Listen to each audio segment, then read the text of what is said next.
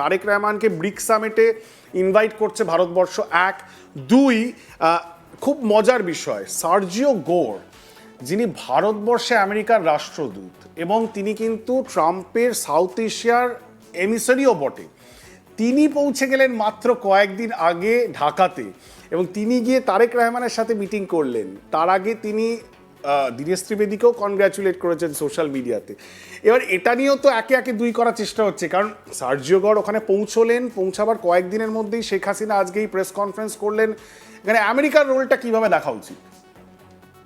না, আমেরিকার রোলটা পরিষ্কার। আমেরিকার এখানে মেইন ব্যাপারটা হচ্ছে কি, যে তারেক রহমান ভারতে না এসে প্রথম চীন সফরে গেলেন এবং চীনের সাথে একগুচ্ছ চুক্তি করলেন যাতে করে, এবং চুক্তির থেকেও বড় কথা হচ্ছে চীন যে কথাটা বারবার চীনের রাষ্ট্রদূত ঢাকায় বলছে যে আমরা চায়না মায়ানমার ইকোনমিক করিডোরটাকে বাংলাদেশে এক্সটেন্ড করব, সেই ব্যাপারে কাজ শুরু হয়ে গেছে। আমেরিকানরা পরিষ্কার এতে অসন্তুষ্ট।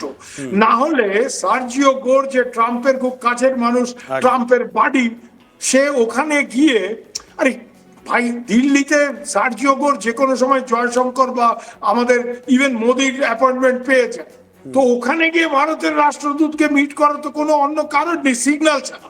This is a very clear signal যে we are India and US is on the same page.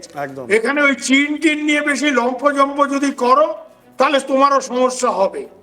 This is A clear signal to the Bangladesh government. এই জন্য তুমি ইন্দ্র লক্ষ্য করো যে খলিলুর রহমান সচরাচর, উনি আমেরিকার কাছের লোক, উনি আমেরিকানদের সাথে মিটিং করে বেরোলে ওনার শরীরের চেহারা একরকম অন্যরকম হয়, উনি আনন্দিত থাকেন। সেই দিন একেবারে ঝোড়ো কাকের মতো উনি প্রেস কনফারেন্স করছেন না, যে যা প্রশ্ন করছে সবাইকে ধমকাচ্ছে, না এটা আলোচনা নেই, আপনারা গুজব রটাবেন না। ও হি ওয়াজ clearly agitated, excited, down and out, যেটাকে এক কথায় আমি বলতে পারি। তো এই জায়গাতে সার্জিও গোর ওখানে গিয়ে দীনেশ ত্রিবেদীকে মিট করাটা একমাত্র পারপাস, ক্লিয়ার মেসেজ দেওয়া যে ভাই we are on the same page with India. যেটা ট্রাম্প এক সময় মোদিকে পাশে দাঁড় করিয়ে বলেছিল, ও বাংলাদেশ আর লিভ ইট টু মোদি। তো মোটামুটি এখানে ইন্ডিয়া বাংলাদেশ একটা যৌথ ব্যাপারের ইঙ্গিত, এবং নালে ওখানে গিয়ে আমেরিকা যে বিগ ব্রাদার সেটা স্পষ্ট তারা বুঝিয়ে দিচ্ছে সার্জিও গোরের প্রেজেন্স, এবং সেখানে ঢাকায় গিয়ে ভারতীয় রাষ্ট্রদূতের সাথে মিটিং করা, যেটা সুবীরদা বলছে খুব স্বাভাবিকভাবেই।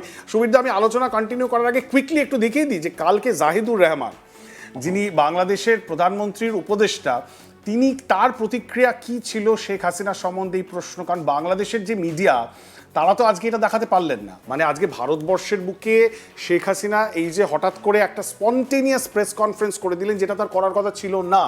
তার কথা ছিল যে তিনি শুধু এসে একটা বক্তৃতা দেবেন, কিন্তু শেষে যখন তাকে প্রশ্ন করা হলো এবং যখন এই প্রশ্নটা করা হয় যে আপনাকে তো অ্যারেস্ট করবে বলেছে, তাহলে আপনি কি করবেন, তো she was enticed into that question.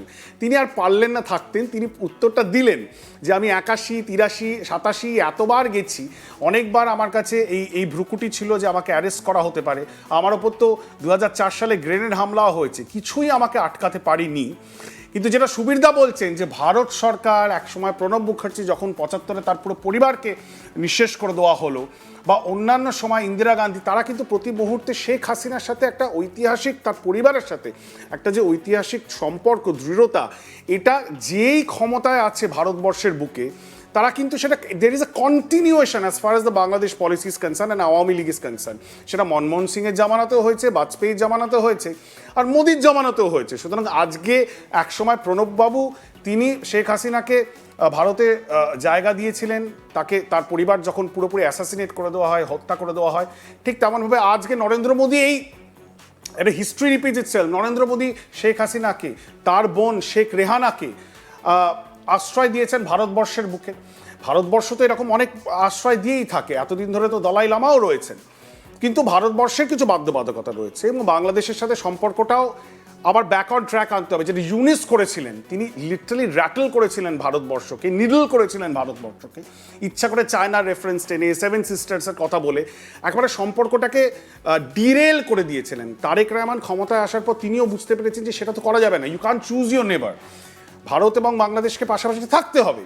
সেই জায়গায় দাঁড়িয়ে দুতরফই করার চেষ্টা করছেন। কোথাও গিয়ে ভারত একটু মাসেল ফ্লেক্স করলো, সেটাকে কিভাবে তারেক রহমান দেখে। কারণ আমিও যখন বাংলাদেশে এই ইলেকশন কভার করতে গেছিলাম বারবার দেখেছি বিএনপির তরফ থেকে তারা খুব পজিটিভ, তারা কিন্তু একটা ফিলার্স দেওয়ার চেষ্টা করছেন। তারা বারবার করে বলছেন যে ভারত সরকারের সাথে এবং ভারতের সাথে আমরা সম্পর্ক সুদৃঢ় করতে চাই, মসৃণ করতে চাই, কিন্তু সেটা যেন শুধুমাত্র আওয়ামী লীগের প্রিজম দিয়ে না হয়। এবং ভারতের সমস্যা হচ্ছে ঐতিহাসিকভাবে ভারত কি, এটা আমি সুবিধা আসবো, যে সব did Indian foreign policy put all their eggs in the Awami League basket. মানে বাংলাদেশের যে পরিবর্তিত রাজনৈতিক পরিস্থিতি, যেখানে আজকে তারেক রহমান এবং বিএনপি ক্ষমতায় রয়েছে, সুতরাং এই আওয়ামী লীগের বাস্কেটে সবকটা ডিমকে রাখা, সেটা ভারতের জন্য, ভারত বাংলাদেশ দ্বিপাক্ষিক সম্পর্কের জন্য কি ক্ষতি হয়েছে, এই প্রশ্নটা নিয়ে আমি আসছি। কিন্তু তার আগে কুইকলি জাহিদুর রহমানের যে বক্তব্য কালকে ছিল একবার শুনিয়ে দিই। রিসিভ করো না, আমি আগে একদিন এটা জবাব দিয়েছি, সেটা হচ্ছে মানে খুব হাস্যকর কথা, আমরা ওনাকে চাইছি আপনি আসুন, আমরা চাইছি না, আমরা ভারতকে চিঠি লিখছি। এই যে ভারতের হাই কমিশনার যে দেখা করছেন আমাদের পররাষ্ট্রমন্ত্রী, পররাষ্ট্র উপদেষ্টা, প্রত্যেকটা জায়গায় কি কথা ছিল, তাকে আমরা আনতে চাই এবং যতদিন উনি ওখানে আছেন উনি কোনো রাজনৈতিক বক্তব্য দেবেন না। এবং আপনারা খেয়াল করবেন ভারতের পার্লামেন্টের একটা কমিটি রিপোর্ট দিয়েছে এবং তারা মনে করে যে শেখ হাসিনা ওখানে বসে কোনো রাজনীতি করা উচিত হবে না, সে পারমিশন দেওয়া ঠিক হবে না।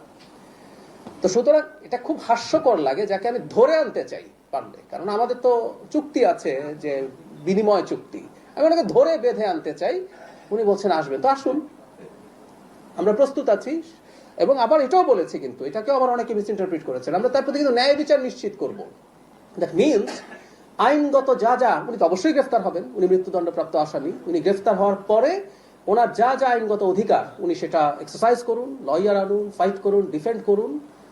এতে আদালত যে রায় দেবে, সেই মৃত্যুদণ্ড বহাল বা ওনাকে খালাস, যাই দিক, আমরা তো যেহেতু আদালতকে মানি, আমরা তো আদালতকে মেনে আদালতে গেছি, আমরা সেটার জন্য মেনে নিতে প্রস্তুত আছি। তিনি ন্যায় বিচার পাবেন, সুতরাং আসুন। আমরা বেশ, তিনি ন্যায় বিচার পাবেন, এটা বাংলাদেশের পক্ষ থেকে বলা হচ্ছে। কিন্তু প্রশ্নটা যেটা আমি ছিলাম সুবীর দা, যে ভারতের বাংলাদেশ পলিসি এটা কি খুব বেশি আওয়ামী লীগ নির্ভর? মানে এটা কি কোথাও কি অন্তরায় হচ্ছে বাংলাদেশের পিপল টু পিপল কন্ট্যাক্টের ক্ষেত্রে? না না, একদমই।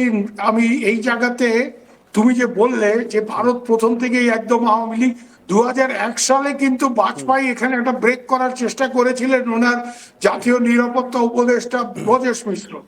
We reached out to BNP, আমরা বিএনপির সাথে ভালো সম্পর্ক, তখন তারেক রহমান কিচ্ছু ছিল না, তারেক রহমান গভর্নমেন্টেও ছিল না, পার্টিতেও কোনো পোস্ট হোল্ড করছে না। তারপরেও তারেক রহমান যখন দিল্লি আসে তাকে একেবারে রাষ্ট্রনায়কের মর্যাদা দিয়ে রিসিভ করা ইত্যাদি। তারপরে আমরা কি পেলাম? বিএনপির সাথে ডিল করার চেষ্টা করলো ভারত, 2004-এ 10 ট্রাক অস্ত্র ধরা পড়লো, যেগুলি আলফার কাছে যাওয়ার কথা ছিল। তো এরপরেই একটা ধাক্কা খেলো বিজেপির সেই প্রথম সরকার, এবং তারপরের থেকে কংগ্রেস পাওয়ারে এসে কংগ্রেস ন্যাচারালি আওয়ামী লীগের সাথে রিকানেক্ট করলো, এবং মোদি বাজপেয়ীর ভুলটা করেনি,